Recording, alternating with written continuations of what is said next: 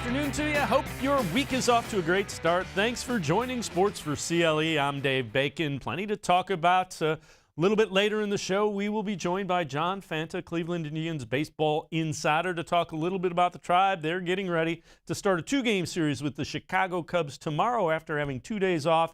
And we will certainly be talking plenty of Browns. Doug Lesmerises, columnist from cleveland.com, as well as the Plain Dealer, will join us.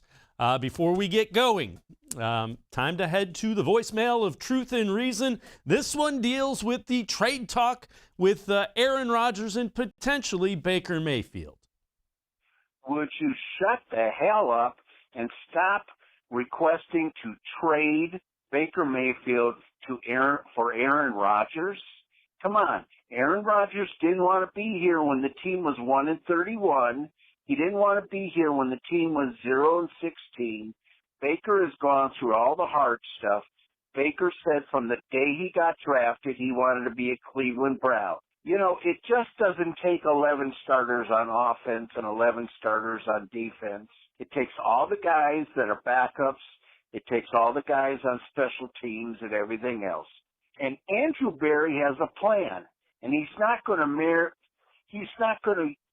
mortgage the future of the Cleveland Browns to get a guy for 2 seasons so you can win a frickin' Super Bowl. We'll get a Super Bowl with Baker Mayfield. Just be patient and shut the hell up and stop blogging about this. Apologies to the man from the voicemail of Truth and Reason, because we are going to talk plenty about Aaron Rodgers, Baker Mayfield, and that whole situation. Let's welcome in Doug Lesmerises, columnist from cleveland.com, as well as the pages of the Plain Dealer. Good Monday to you, Doug. I didn't say anything about it. I didn't write about it. It's not me. It's not me. All right, so it has come into the realm over the weekend. I believe it was yesterday. Mary Kay Cabot, Browns beat reporter for cleveland.com, as well as the pages of the Plain Dealer, tweeted this out. Mary Kay knows as well as anybody the thoughts of the Browns and how they work. Browns are all in on Baker Mayfield and will not be trying to trade for Aaron Rodgers. So Mary Kay Cabot tweets that out. And, Doug, we know Mary Kay is plugged in, and that's very, very reliable. Yeah, I don't know when they were trying to trade for him, though. Like, it on some level, listen, it's sports, man. Sports is fun. We talk about stuff. But the only time this ever was like a thing is like when people are making up fake trades, because fake trades are fun. There's no part of it that makes any sense. But like, also for real, like, if the Packers just said tomorrow, like, you want to swap quarterbacks, like, you might be all in on Baker Mayfield, but it also, I mean, are we 100% sure they wouldn't do it? Right? That it's not worth talking about, because it's like, would you trade Baker Mayfield for the ghost of Johnny Unitas? It's like, well, I don't know. Johnny Unitas was pretty good. How good was his ghost be? It's just things that aren't going to happen. So, of course, we trust Mary Kay, but one of the things, like the idea that the voicemailer was like, what are you going to do, trade for Aaron Rodgers just to win a Super Bowl? It's like, well, yeah, that's kind of the point. If the franchise hasn't won a Super Bowl, like, that's what you're trying to do here. So, listen, it's not going to happen. No part of it makes sense, but I think it is great when a fan base loves their guy, and that's what you're supposed to do in sports. And I'm not even sure there's any comparable thing to have like 2 quarterbacks like of this caliber that have been traded for each other. So it's all just mumbo jumbo, not going to happen stuff. But would it be insane? Aaron Rodgers is pretty stinking good, right? I think right now he's better than Baker Mayfield. That's not an insult to Baker Mayfield. Aaron Rodgers is one of the 10 best quarterbacks to ever play in the NFL.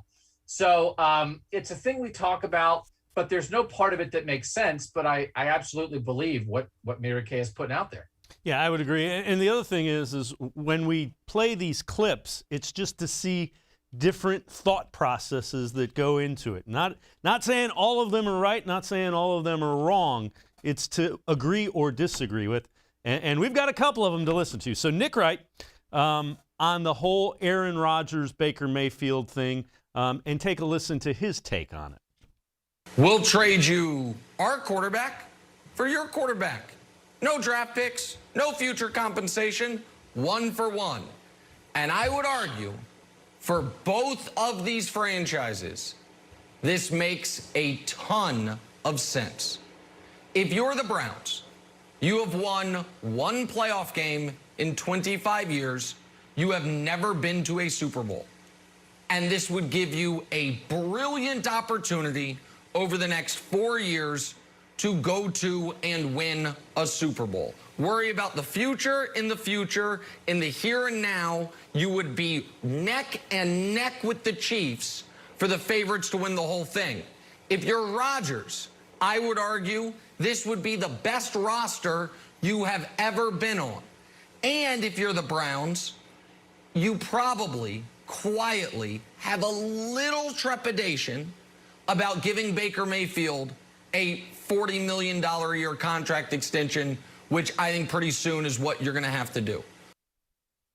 And Doug, I think they're getting more and more comfortable with that big contract extension the more they see of Baker Mayfield and the more he's working with Kevin Stefanski. Yeah, the only part of what Nick said that I disagree with is the trepidation at the end, because what I would say is like, well, what are you going to do if you don't give him the extension? I mean, like what? Because are you waiting for an Aaron Rodgers to fall out of a tree? Are you waiting for Patrick? Like what are you? I mean, so Baker Mayfield's not one of the 3 best quarterbacks in the NFL. That's trepidation. That's just not how it works, right? I mean, you can't. It's not. Well, if we don't have a first ballot Hall of Famer, then we're not happy with our quarterback. That's no way to run a franchise. He's really good, and he's getting better, and he's going to get better with Kevin Stefanski. But he's not as good as Aaron Rodgers right now. I mean, it's the other thing for the Packers side of things. It's like they already have Jordan Love. They have their quarterback of the future. If they're trading Aaron Rodgers, they want assets that aren't quarterback. So like, that's why none of this makes sense. They're not. So, I mean, none of it makes sense. It's not going to happen. But here's the thing that like, if in the only way it would happen is like the dead of night, the Browns would say, we're never going to do it. We're never going to do it. We're never going to do it. We're never going to do it. And then they do it. Right? Like, but they believe in Baker Mayfield. But it's like, what if the Chiefs offered you Patrick Mahomes for Baker Mayfield? It doesn't mean you don't believe in Baker Mayfield if you say yes to that. But Patrick Mahomes is Patrick Mahomes, right? But the Chiefs are never going to do that. And I just don't think any part of a Browns-Packers fit here makes sense. And it's just people making up trades. But I just don't what would be the basis for trepidation? I don't understand. Like what if, okay, so you're not going to sign Baker Mayfield. So what are you going to do? Where are you getting a quarterback? You're not picking high in the draft. What are you going to do? You have to sign Baker to the contract you have to sign him to keep him. Like there's no trepidation about that. I don't even understand what anybody would say there is trepidation. He's good and he's getting better. And you've seen what it's like to not have a franchise quarterback for 30 or so years. This one's one of the most unlikely sources. Colin Cowherd, who I like to refer to as Crazy Uncle Colin, take a listen to what he says about the whole Aaron Rodgers, Baker Mayfield situation. Good God, you think Aaron in Green Bay is a weird fit. You think he gets frustrated with Green Bay. Cleveland, the first sign of dysfunction, he would be eye-rolling through the tunnel, is that Aaron is great, but he's not for everybody. You need stability. You need smart people. He sours on things quickly. And Baker Mayfield, for all my misgivings about him, right now, he's a good fit. He fits Cleveland. Overlooked, often mocked, a little small, not the most gifted, but a gamer, got some fight. You can back him into a corner. He'll come out swinging. That's kind of what Cleveland needs now. Aaron Rodgers is not for everybody. Your thoughts on that, Doug? Can I have a national show? I'm as good as these guys. The stuff they say doesn't make any sense. What does that mean? Cleveland is as stable right now as any franchise in the NFL. You don't think Aaron Rodgers would want to play for Kevin Stefanski, Alex Van Pelt, who he knows, a really sharp GM and Andrew Berry, and a diehard fan base? The problem in Green Bay is that like he doesn't trust the GM, and that Mike McCarthy was a bad coach for a long time. I mean, there's no. That's hokey ding dong stuff. That none of that. I don't even know. None of it makes sense. Why wouldn't he want to be in Cleveland? Because they're going to win. I mean, Nick Wright is really smart. I think he's really smart. And like he said, the Browns have one of the 3 best rosters in the NFL, which I've been saying since January. Give me a national show. I can have better opinions than what these, Cleveland's scrappy. Aaron Rodgers was on Jeopardy. They won't fit together. Give me a break, man. There's nothing in there that made sense to a human who knows anything about Cleveland football. All right, this one will make sense to you. This one is from ESPN's Ryan Clark, and this is here's his take on this. Baker Mayfield can get this team to a Super Bowl. This team can have a good enough roster. They can have a good enough quarterback, a good enough coach. Obviously, Andrew Berry, a good enough GM. But that's not always how you win Super Bowls or how life should be measured. Because you know what? I'm sure that Patrick Ewing and the New York Knicks, they were excited that they could win a world championship. And then you know what? Reggie Miller, he probably thought the same thing. Oh, what about Charles Barkley, who wins the MVP in Phoenix? Or maybe John Stockton and Karl Malone, 2 Hall of Famers in Utah. All of those people were good enough to win NBA championships. All of those people are in the Hall of Fame. All of those people just happened to be playing when Michael Jordan was playing, which Baker Mayfield, for most of his career, if not all of it, will be playing with Michael Jordan in his conference, and that's Patrick Mahomes. So I think that the Cleveland Browns are maybe the most complete roster in the AFC right now, and they have an opportunity, along with the Buffalo Bills, to compete with Patrick Mahomes and the Kansas City Chiefs in the AFC Championship. Would I pick them? No. If they're favorite, would I pick them? No. If Patrick Mahomes is alive, even if he's limping and his left arm is tied behind his back, am I picking Cleveland? No. But will they be good enough at some point to compete? Yes, they will. Am I going to say they're going to do it? I'm not. And if they do, then you be happy. But you have a franchise quarterback. Don't trade him away or go looking for Aaron Rodgers right now, because it's about being good for the foreseeable future. There you go, Doug. They have a franchise quarterback, and sometimes you're going against a guy that kind of transcends generations. I mean, did Tom Brady win 6 straight Super Bowls when I wasn't looking? Jordan won 6 titles when he played full seasons, right? They won 6 out of 8 the 2 years, year and a half he was off. So football's different than basketball. And there are upsets in football, and Tom Brady, who is the greatest quarterback of all time, went like a decade without winning a Super Bowl. And so, is the point that Patrick Mahomes is going to win the Super Bowl every year? Seriously, Dave, can we take the show national? I'll just sit in my living room and have half-baked opinions about teams outside of Cleveland, and I will sound as good as any of these guys sound. So I get it. You got to do a show, and you got to say stuff, but you can say Baker Mayfield's not as good as Patrick Mahomes. Everybody agrees with that. But the idea that, he's going to be blocked for 10 years because the Chiefs are winning 9 out of 10. Show me when that has happened in the NFL. Teams can't even repeat in the NFL. So, the Browns, Baker Mayfield is not one of the 4 best quarterbacks in the NFL right now. I think he probably is one of the best 10. I think they have one of the 3 best rosters in the league. I think Baker Mayfield is good and getting better and good enough for them to win a Super Bowl with him as their quarterback. And nobody is going to trade them a quarterback better than him right now.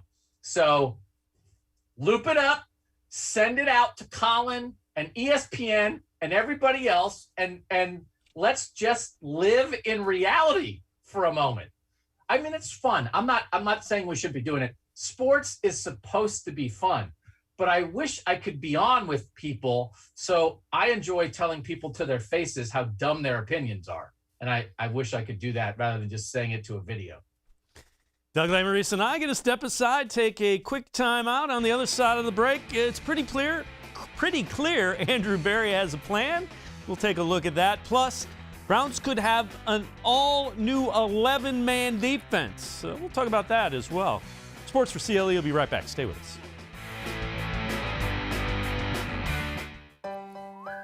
Life is starting to get back on track, and you can too. If you or your family have experienced financial hardship as a result of COVID-19, Tri-C can help with full tuition assistance. Safely get the in-demand degree or training you need with online and on-campus classes. Go to tric-edu to check out our programs and resources. So, what are you waiting for? Register now for summer classes. Tri-C is where futures begin. When it comes to selling you a mattress, most retailers are handing you a long line of extra steps that drive up costs and create confusion. At the Original Mattress Factory, we simplify the mattress shopping experience by building mattresses and box springs in our own local factories and selling them direct to you. It's short, sweet, and simply makes sense. So experience more than just a mattress store. Experience an original, the Original Mattress Factory.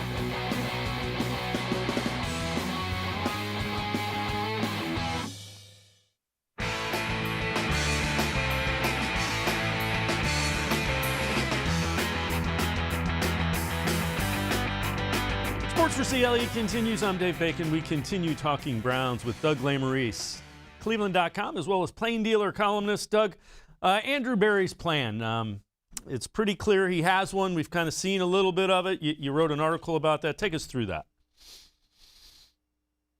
Well, I think he's just very precise with everything he does. And I think we've gotten a pretty good handle, I think, on Andrew Berry from the last two drafts and the last two off seasons. And I know he always talks about free agency is for need and the draft is for talent. You don't want to reach too much for need in the draft, but yet their needs have seemingly fit perfectly with the talent that's been available in the draft. That can feel fortuitous sometimes, but also guess what? You make your own luck. And so I just think that I was waiting to see how this draft went, right? Because last year it's like, all right, well, they need a tackle. There's a bunch of good tackles available. He gets a good one at 10. That, didn't take a genius move. Grant Delpit, they need safety help. It's a guy who was really good the year before, fell a little bit, falls in their lap in round 2. Okay, well, you want to see it again. Jacob Phillips and Jordan Elliott in the 3rd round. Is that great? And then I thought they had a really good draft, and everybody in the world thinks they had a really good draft, right? I mean, everybody's giving them an A. So it's two really precise free agent off seasons, one for offense, one for defense, and then two drafts that just fit, right? There's no reaches. Stuff feels natural. They go up and get a guy in JOK in round 2 when the opportunity presents itself.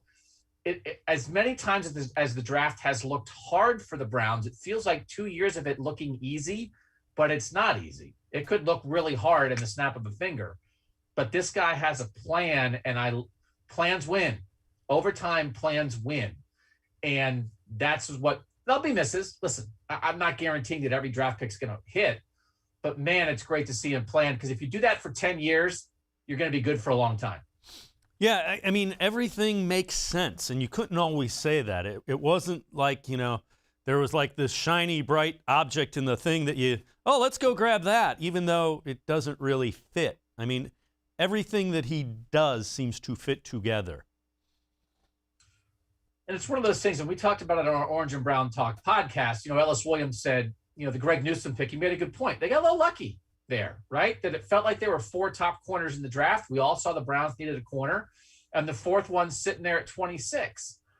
But they didn't trade up unnecessarily to get it, right? They didn't overthink themselves. Even in the moment, I was like, man, what if they just say, hey, we didn't think Rashad Bateman would be here, and we'll take the receiver and figure out corner later. They just did what was in front of them, right? And I do think that, the Jeremiah Owusu-Koramoah, is there some luck there that, you can't catch a guy who falls if he doesn't fall, but also then they were targeted and they gave up very little to move up and make it. So I do think they know exactly what they want to do. And the thing that I think happens a lot, Dave, is that, you look at Jack Conklin in free agency last year and John Johnson in free agency and Troy Hill in free agency this year. And it feels like they're hitting on plan A a lot. They have a plan A and they go do it. But the thing we don't know is, well, maybe that actually was plan C or plan B, but it was so smart it felt like plan A, right? But I think they have plans A through Z, and that they stick to their principles, and they're really, really smart. And I think 2 years is enough of a trend, right? I think like this is no mistake. I think these are the off seasons we can expect from years to come from Andrew Berry, Paul DePodesta, and Kevin Stefanski. The other thing that you wrote that was really interesting, they could have 11 new men on defense. You could have a completely new defense, and that it's intriguing. And they're extremely talented on the defensive side of the ball with what they've added now. Yeah, it's like if you wanted to take Myles Garrett and Denzel Ward and Ronnie Harrison off the field, they've got 11 dudes, right? You got a whole defensive line, you got 2 linebackers, you got 5 guys in the secondary. You could do it. You could play all new guys. And I think this is a reality that fans are going to have to get used to. And I'm working on something this week that kind of a multi-part project that we're going to get out. And I'm just really interested in sort of the pillars of organizations and how many guys can you really have that stick around as your core. And it's not 20, like they basically kept Denzel Ward, Myles Garrett, and Ronnie Harrison, and they rebuilt the defense around them. Now you've got guys like Greedy Williams and Grant Delpit coming back from injury, and that'll certainly help. But there are just going to be parts moving in and out because Myles Garrett is a pillar. Denzel Ward's a pillar. Baker Mayfield's a pillar. Nick Chubb, I think, is a pillar.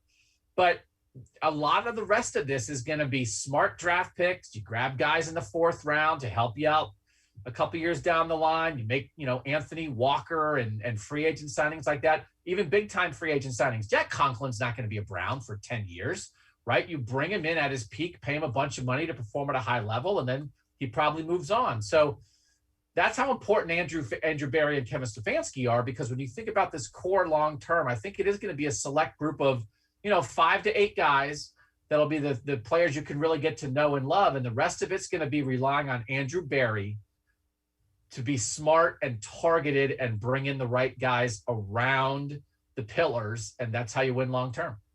Doug Lesmerises and I are going to step aside, take a quick time out. On the other side of the break, Bleacher Report has some offensive power rankings that have come out. Browns a little lower than you might expect, and also some bold predictions for the Browns from Dog Pound Daily. Sports for CLE. I'll be right back. Stay with us. Life is starting to get back on track, and you can too. If you or your family have experienced financial hardship as a result of COVID-19, Tri-C can help with full tuition assistance. Safely get the in-demand degree or training you need with online and on-campus classes. Go to tric-edu to check out our programs and resources. So, what are you waiting for? Register now for summer classes. Tri-C is where futures begin. When it comes to selling you a mattress, most retailers are handing you a long line of extra steps that drive up costs and create confusion.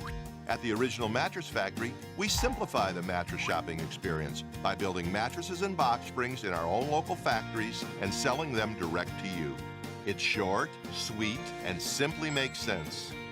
So experience more than just the mattress store. Experience an original, the Original Mattress Factory.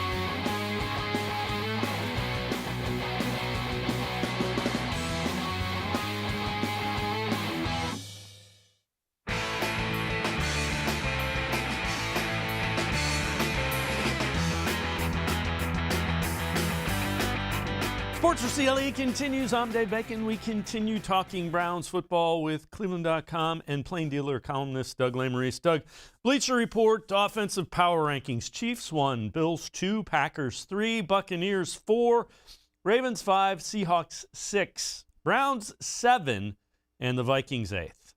I think the Browns are probably a little bit higher than that, but okay. They have the best offensive line in the NFL. I think you could argue they have the best running back room in the NFL.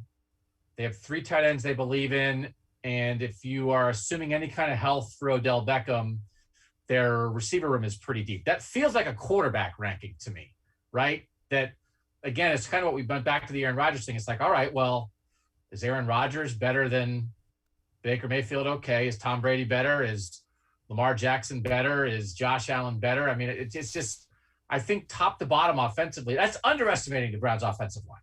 And it's underestimating how they play and what they want to do and their ability, I think, for their talent to match what they want to do. And I know Josh Allen was great last year, played at a near MVP level.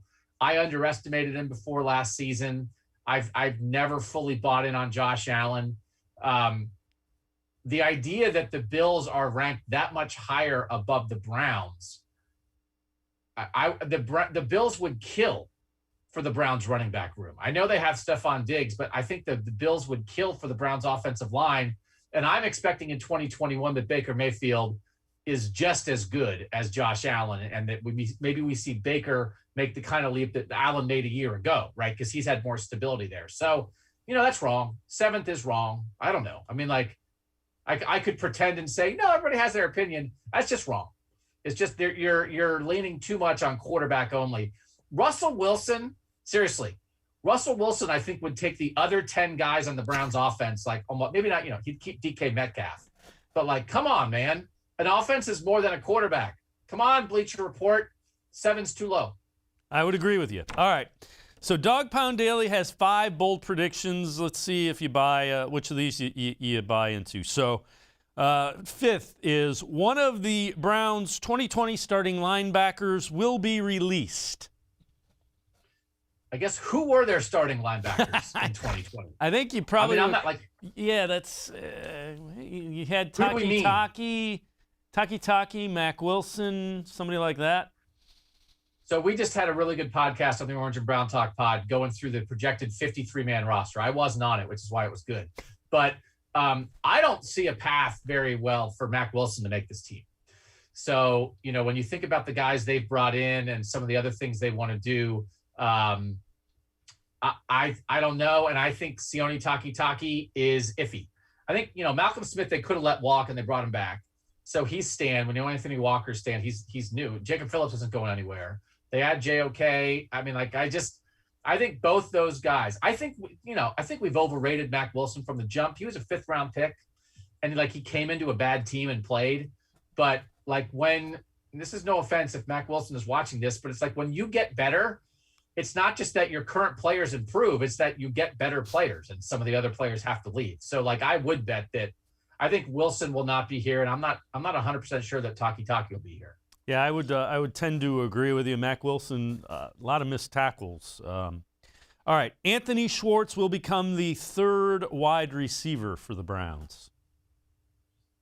That I don't see. That I think he's he's clearly a speed pick. I think the Browns obviously wanted to get faster in general. I think that's a nod toward 22 more than it is 21. And again, it's a 3rd round pick. I don't know. It's like, do 3rd round picks demand to be on the field for Super Bowl contenders? It's not the world I'm living in. I think, and when you bring back Higgins and Peoples-Jones development and what Kadero Hodge does as a blocker, how often they're going to be in 12 personnel, like I say no, not now. I think he's more like a replacement down the line. And I think he's a speed guy, right? That's maybe a little unrefined as a pass catcher.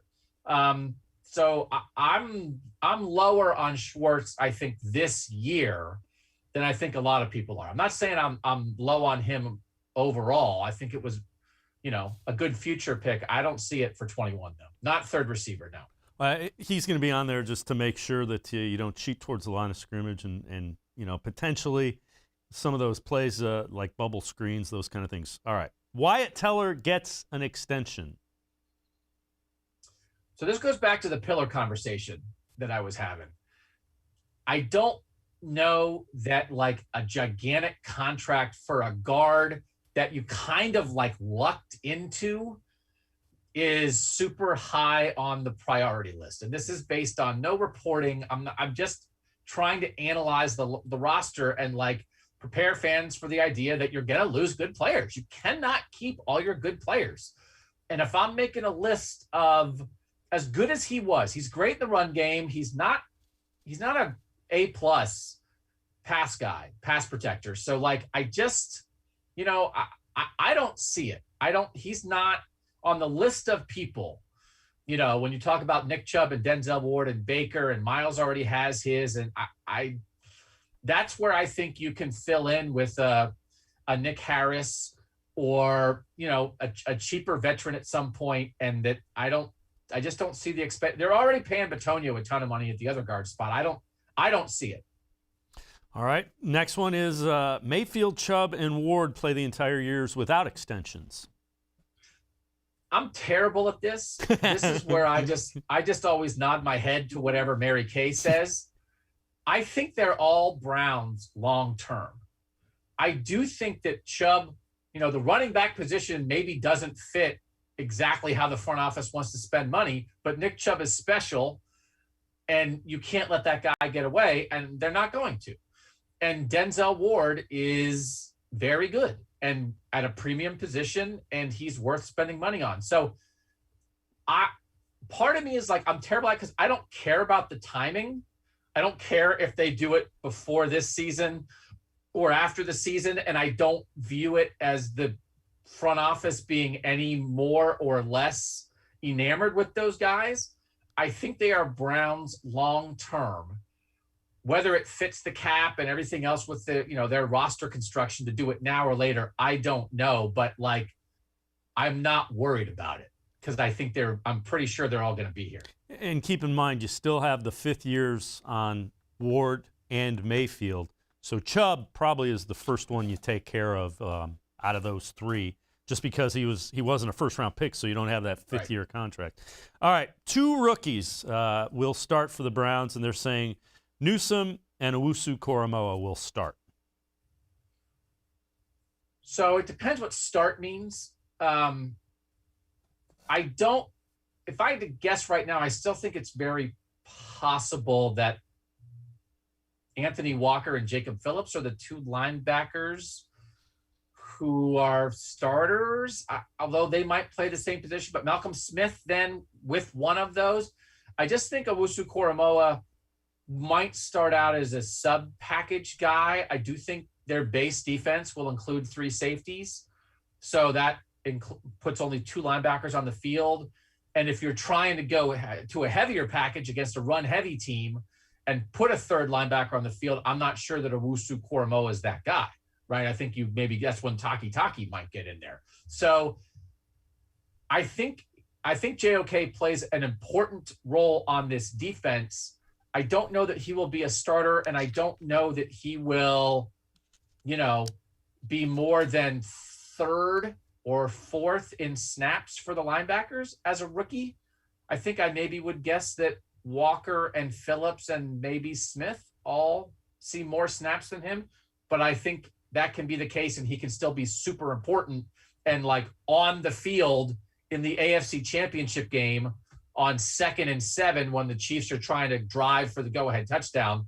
Jeremiah Owusu-Koramoah very well is on the field there, but he might not be a starter. Doug Lesmerises and I are going to step aside, take a quick timeout. Other side of the break, Juju Smith-Schuster was asked about the Browns is the Browns comment and if he regretted it. We'll hear from him.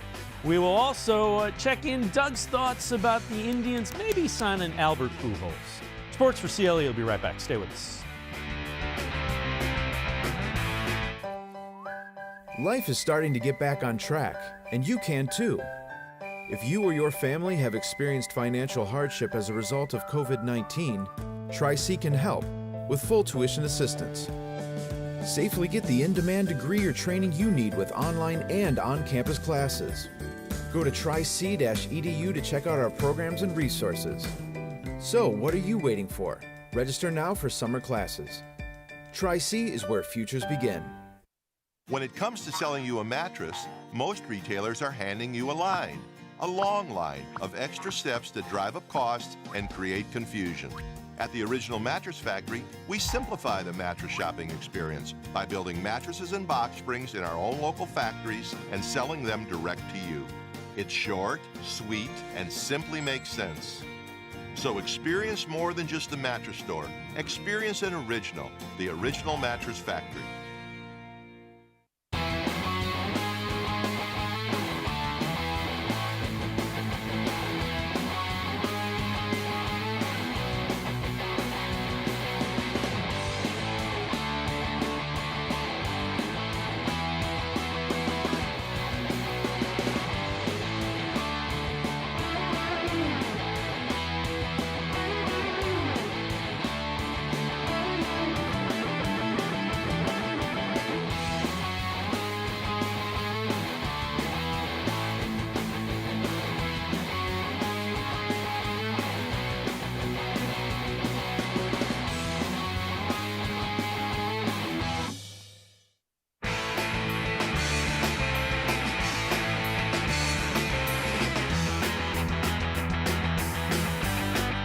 Sports4CLE continues. I'm Dave Bacon. Juju Smith-Schuster made some interesting headlines a year ago when he mentioned the Browns is the Browns, and then the Browns went out and promptly beat the Steelers in a playoff game. He was asked by Mike Florio, NBC Sports Pro Football Talk PM, about that comment and if he regretted it. Probably a lot, honestly. I'm not going to lie to you. It got to the point where, the Cleveland Browns, had a billboard up in Cleveland that's saying Browns is the Browns. I think by me saying that, it says that, a lot of people care about what I say and my voice and my opinion. At the end of the day, I said what I said. I don't say anything back. They did come out there. They did whoop our ass. And that's completely, that it is what it is. We lost that game, and we lost early in that game within the first, 5-10 minutes, but we still fought. And I'll tell you one thing about our team. We still fought to the end. And, like I said, it wasn't good enough, but, I just know that the AFC North is probably the hardest division right now to win in. Guys like Joe Burrow, Lamar Jackson, Baker Mayfield, and Ben, and I think every team is getting to the point where, like, man, they're really good. So, it is what it is. So let's bring Doug Lesmerises, columnist for cleveland.com, as well as Plain Dealer, back in. And Doug, didn't take it back, but you sure know he's going to think about saying that kind of thing in the future. So bulletin board material does drive me nuts a lot of the time, because I think a decent amount of the time a guy doesn't mean anything by what he says, and it gets twisted, and then it is actually used as motivation, and like the guy got led into it, and it was like unfair, right? And that, I hate that. I hate when the media does that, and we do that sometimes. But you can't deny, like, if a team says it did motivate us, like, I mean, what are we to say, no, it didn't motivate him? So he wasn't exactly led into that. And the other thing is, too, we begged for guys to be interesting. And if they just give us cliches and say, hey, we're going to leave it all on the field and the best team's going to win, then we say, oh, God, I wish guys were interesting. So he was interesting. And then like, everybody, like, yelled at him. And the Browns said, like, we're going to beat the Steelers. So on one hand, I do empathize with him, and I feel a little bad for him. On the other hand, he clearly meant to say it. And it was factually incorrect, because the whole point of the Browns is that the Browns isn't the Browns. The Browns are a completely new franchise. They have nothing to do with the past 2 decades. So it was like meant as a shot, and it was factually inaccurate. So that's where my empathy leaves Juju. I appreciate being interesting. I appreciate if your words are twisted. These weren't twisted.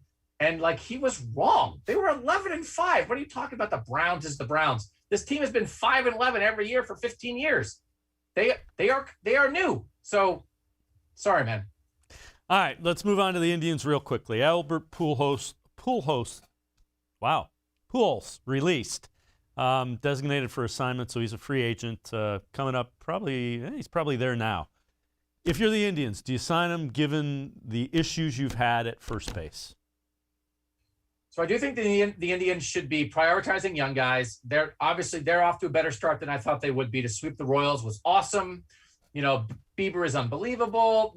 A lot of stuff is working. Franmil Reyes, but I still think the young guys should be prioritized. However, I don't know what the harm would be, because it's not like Bobby Bradley's tearing it up right now.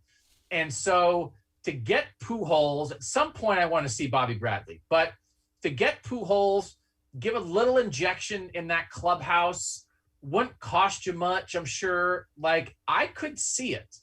Like, in general, they have to go young and get ready for the future. But they were talking today, I think they're one of the youngest rosters, if not the youngest roster in the league. So they're already doing that. I think it could be interesting, and I wouldn't be overly worried about like temporarily blocking Bobby Bradley, who is not exactly at the moment pounding down the door. So like, yeah, I think I would be in on that. And I actually think in the lineup and in the clubhouse, I actually think he could help them. Yeah, I would think so too. To your point, Bradley is 1 for his first 19. That's the downside. The good thing is that one hit was a home run, but Bradley has not hit AAA pitching since the Indians sent him back there in 2019. Matter of fact, everybody wants to make this out to be him hitting. He's hitting under 200 since they sent him back. So he's got some things to figure out at AAA before they're ready to bring him up. And so Albert Pujols in blocking anybody. So that's right. I'm with you on that. Doug, as always, appreciate the time and the insight. Doug Lesmerises, make sure you read him in the pages of the Plain Dealer as well as here on cleveland.com, columnist in the Plain Dealer and cleveland.com. Thanks, Doug.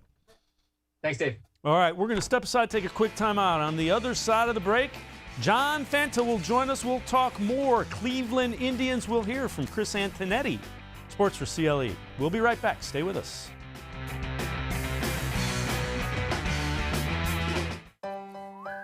Life is starting to get back on track, and you can too. If you or your family have experienced financial hardship as a result of COVID-19, Tri-C can help with full tuition assistance. Safely get the in-demand degree or training you need with online and on-campus classes. Go to tric-edu to check out our programs and resources. So, what are you waiting for? Register now for summer classes. Tri-C is where futures begin. When it comes to selling you a mattress, most retailers are handing you a long line of extra steps that drive up costs and create confusion. At the Original Mattress Factory, we simplify the mattress shopping experience by building mattresses and box springs in our own local factories and selling them direct to you.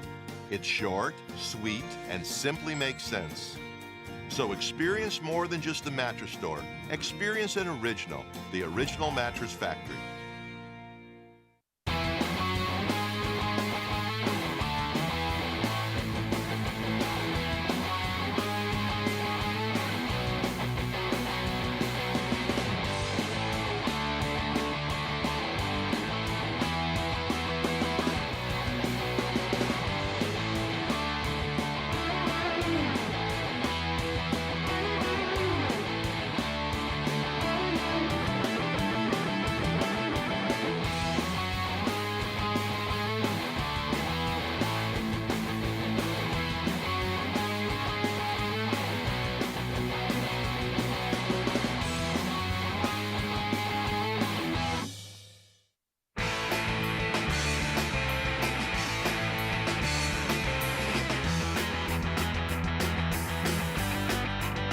Sports4CLE continues. I'm Dave Bacon. We're going to shift focus, talk a little bit about the Indians. Have a day off, second in a row after that rain out yesterday against Cincinnati. It'll open up a 2-game series against the Cubs.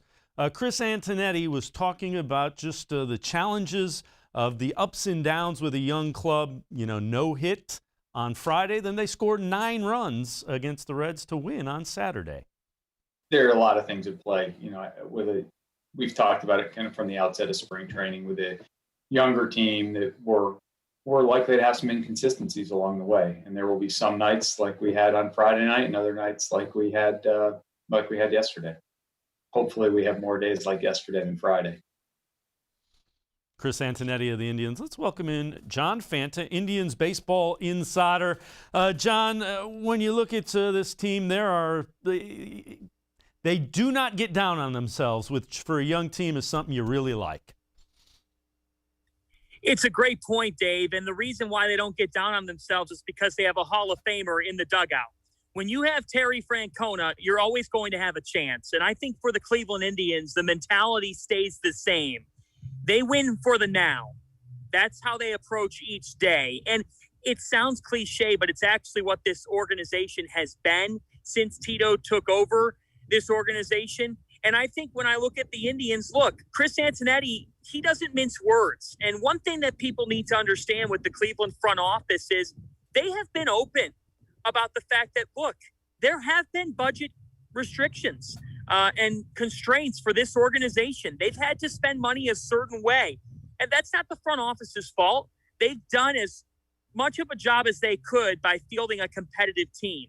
And I think that there are certain things that you can point to, even in the month of May, that would lend itself to say this Indians team, even though they've been no-hit twice in the last 23 games, this is still a team that is going to find themselves hanging around in an American League Central Division that's not particularly that strong, but the Indians still have a formula to win, and I think they are going to hang around because they have a leader, an actual leader in their dugout who has been nothing but consistent since he got to Cleveland, and that's Terry Francona. An interesting stat, and you pointed it out, 4 runs is the magic number. So when the Indians score 4 runs, they are 17-1 on the year. When they do not score 4 runs, they're 1-13. What does that say to you? You know, I was talking to a scout about that number this past week, and he said typically the number you go by is 6. Like if you're hitting that 6-run mark, you're going to be in pretty good shape. But what it says to me is pitching factory. The Indians have been a pitching factory. They have 3 of their starting 5 that were drafted in 2016.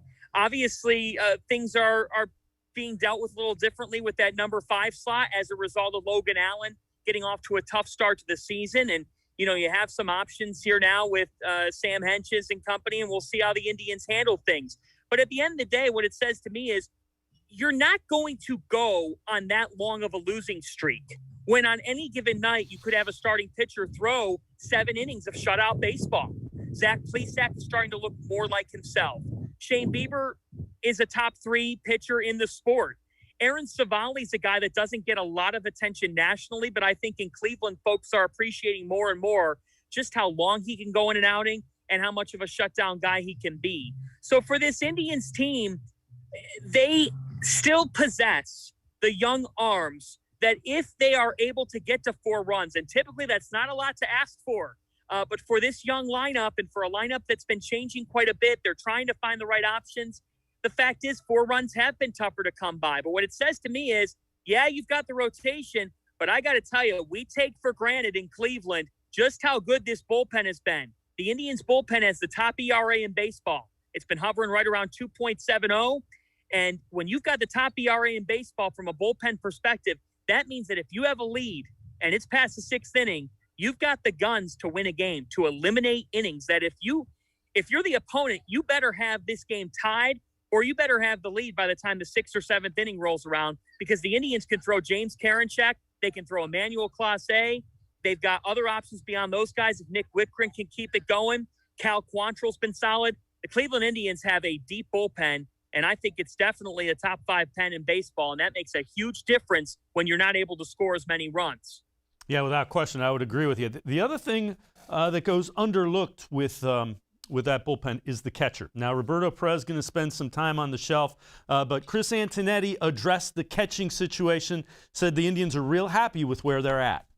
It was one of the reasons I know in the offseason there was some question as to why we would want to maintain both Berto and Austin, but it's for reasons exactly like this, that if we did have an injury, we would still feel good about our catching tandem. And Austin has stepped in and done a very good job of leading our pitching staff, and Rene Rivera made a very good first impression. not only with his performance at the major league level, but even in his brief time with us in the minor leagues, and the way he prepared for the opportunity was also really impressive. And John, the Indians value not only defense, calling a game. Terry Francona will call it running a game. They value that from the catching position. They do, and I would venture to say that the Cleveland Indians have been as good as any organization in baseball when it comes to the catcher position defensively. Roberto Perez is a Gold Glove caliber catcher, and the Indians are going to miss him here over the coming weeks. But you know what it says also is they take as much value as they can in a trade, and Austin Hedges has had to come into this organization and play a big role. Maybe he hasn't always been there with his bat, but the Indians haven't had great offensive production from the catcher position in recent years. They will negate that, and people might not want to hear that, but they'll cancel that out and then some with just how good of a game caller Perez has been. And I think that feeds right down the lineup of your catchers, and I think that Hedges is a classic example of it. Think about that Mike Clevenger trade, Dave. They get back Austin Hedges, who now has to play a bigger role for this team. They get Josh Naylor in that deal as well, and they get Cal Quantrill, who I think the Indians still see a lot of potential in as a role that could adapt from the bullpen, starting rotation. He could kind of be a Swiss Army knife for them. So what you're seeing is the fruits of that trade that people were thinking, did they get enough? What did they get? What do we think of it? Well, they've tried to make the most of that trade. It's ended up playing a big role for this team. But I think it goes back to your point. Like, you cannot underestimate what great defensive catching means to a team. You're talking about eliminating wild pitches. You're talking about the little things in a game that people don't always talk about. But I think that the Cleveland Indians have mastered having really good defensive catching behind the plate. The other thing that Hedges and Perez are needed to do is deal with a young rotation. So Antonetti was asked about the 4 and 5 spots, which are kind of up in the air. Tristan McKenzie has been getting even better. Take a listen to how the Indians front office views that starting rotation. I'd maybe look at it as there being optimism with those spots, Paul. I think we knew going into the year that we were going to have young guys throughout our roster. We have the youngest pitching staff in baseball by a significant amount. And so while we expected those guys to give us an opportunity to compete and give us a chance to win the nights they pitched, we know that there are going to be, developmental steps that they'll need to continue to take. And we've seen that from both Tristan and Sam in the early going, where there have been some starts and some innings where they've done a really good job with that, and others where things have gotten away from them. So hopefully they can continue in a positive direction and build on where they are right now. And John, again, you can't be understated. They're so calm when something doesn't go the way that the young guys would expect it to do. That helps the developmental process with these pitchers as well. It does. It's all part of the equation of Cleveland baseball. And that's what has been the staple to this run over these recent years. The Indians have been the most consistent team in Cleveland sports throughout the years. And the reason why is because they have been exceptional, Dave, at drafting pitching and at scouting pitching and at building those arms up. I think we would all agree. We have seen, he's had a couple hiccups here early, but Zach Plesac become a better pitcher. We certainly have seen Shane Bieber evolve as a pitcher. We thought he was good. He's become great. And now he's even beyond great. He's one of the very best in the sport. And so I think that they see that atmosphere. It really is a classroom. That pitching staff is a classroom atmosphere. And I actually asked Shane Bieber about that last season. And I said, what's it like when you have so many young guys and the lone old guy was Carlos Carrasco? He goes, well, Carrasco's the grandpa of the group. But he goes, in all seriousness, when we have these types of young arms, it really is an atmosphere of bouncing ideas off one another. You feel like you're learning together. You feel like you're pushing off each other. And you can't always say that about other pitching staffs in baseball, where a guy might be on a veteran deal. He might be in his second or third to last year. He might not have it in him to be in that type of clubhouse vibe. But for the Cleveland Indians, what they see is the work ethic of Shane Bieber, Zach Plesac, and how he's been able to progress. And Aaron Savali, who has continued to build himself, and they see those three guys and how they can be able to help Tristan McKenzie, Sam Henches and company. What I would say is a concern is that when you do have some inconsistencies at the 4 and 5, and you have an offense that can be very cold, what's the longevity of that as the season goes on? But you know what? I think that the Indians have faith in their young arms, and they should, because they've proven throughout the years that guys can work through it. Guys can make progress, and that's why they've been as good as anybody in baseball at evolving their youthful arms. John Fanta and I are going to take a quick time out. On the other side of the break, we will address the first base situation.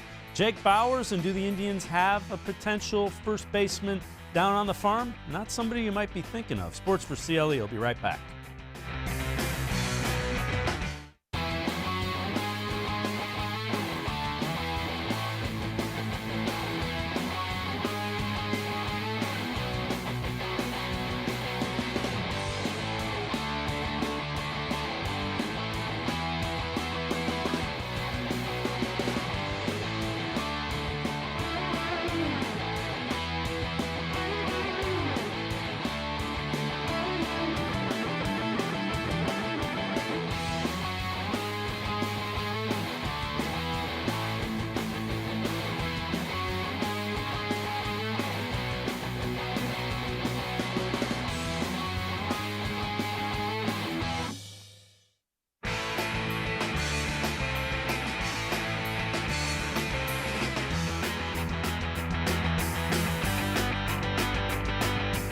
Sports for CLE continues. I'm Dave Bacon. We continue talking Indians. Chris Antonetti talked about Jake Bauers and seeing if Bauers is starting to get things rolling.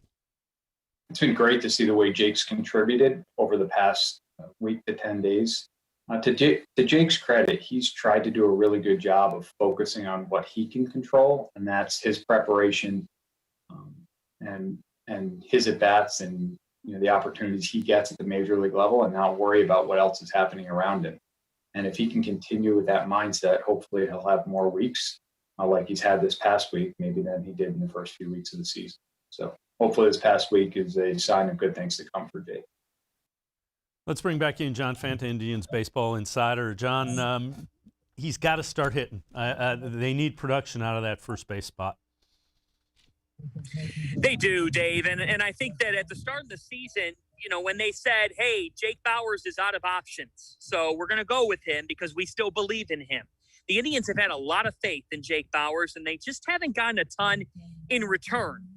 So I do think that the scenario is simple. Jake Bauers has to start hitting, and it has to start ASAP. I think that he's a guy that is capable, that they've seen it in him. They've been able to ride with him throughout. But I think by the same token that the hourglass is running low for Jake Bauers. It's as simple as that. It is running low. And I think that for Cleveland, they know that they've got some options. Bobby Bradley's been the one that's been talked about the most. One thing that I've always thought of is for Jake Bauers, as much as he has struggled, the faith that the Indians have had, it almost perplexes me because it says to me, don't you have younger talent that could be better than what he's given you? And I think that they're aware of that, but I think they've tried to ride this Jake Bauers trade out. And I don't know. I don't know how much gas there is left. It's been nice to see him start to get it going, but it's now or never for Bauers because time is running out, and it's really hard to win consistently when you're not getting much offense from your first baseman. Yeah, without question. Now, the other thing, you mentioned Bobby Bradley. Bradley is 1 for 19 down in Columbus. He's also hit under 200 since they sent him back in 2019 in July. Now, the guy down there that they keep moving around is Owen Miller. Listen to Chris Antonetti about Owen Miller. We think Owen can contribute at a variety of different positions. I think we talked about this a little bit in spring training, that the more versatility players have, the more opportunities they have to impact our major league team. So the more positions Owen can play capably, the better he's positioning himself for a major league opportunity. And we see him being capable at all of the infield spots, at second base, third base, first base. We'll get him time back at shortstop as well to make sure he maintains that skill set. And then, we'll really see when is there an opportunity at the major league level for him to come up and contribute. I do think as we balance things, when we think about opportunities for some of the young players, we want to make sure that, we're always weighing a little bit, what is the opportunity at the major league level for them to come up and contribute and develop versus getting everyday at bats at the minor leagues. And that's something that we'll have to continue to weigh, not only for Owen, but for all of the guys there. And John, this is a guy that anybody you talk to, Owen Miller had good spring training. He's hitting about 450, so he is putting together solid at-bats at AAA. That is the recipe to kind of force your way up and get playing time. Well, it was Yu Chang's recipe. It was. Yu Chang ended up performing well enough in 2020 in that summer training at Progressive Field. He caught people's eyes, and he ended up getting a shot now. He ended up getting his shot now, and, has it necessarily translated? No, but that's how you get your chance, is if you can just find versatility. This Indians lineup, outside of Jose Ramirez and Franmil Reyes, there's not a whole lot that's set in stone for the Cleveland Indians lineup. You're looking for sources of offense. So with how well Owen Miller has hit and with how versatile he is, you'd have to think he's going to get his call up, because this team needs offense. They need offense any way they can get it. And if Miller's proving himself right now, he might be that option. They tried that with Chang. Hasn't necessarily worked out, but hopefully with Miller, for their sake, things can go differently. I think one big thing with this offense is Cesar Hernandez has started to turn it on. He's hitting 275 over his last 10 games. He's starting to find a bit of a groove. I think maybe the warmer temperatures could help Hernandez. Maybe, it's the type of thing where it's cool to start the season. Sometimes that's a cliche, but I do believe that with hitters, that sometimes it takes some time. And remember last year when Cesar Hernandez was arguably the Indians' most consistent hitter for a while, the season started in the heat of the summer. So that's a big thing at second base. At first base, look, it's been a troubling position. Maybe Miller can be the answer to that question. John Fanta, Indians baseball insider. Appreciate it so much. Thanks very much. Thanks for the time. Great stuff as always. Thanks, John. Dave Bacon, it's always a pleasure talking sports with you. Thanks for having me. All right, John Fanta, Indians baseball insider. That'll do it for this edition of Sports 4 CLE. We'll see you again tomorrow. Mary Kay Cabot, Jake Underwood, scheduled guests. We will see you tomorrow at 4. Have a great night, everybody. See you tomorrow.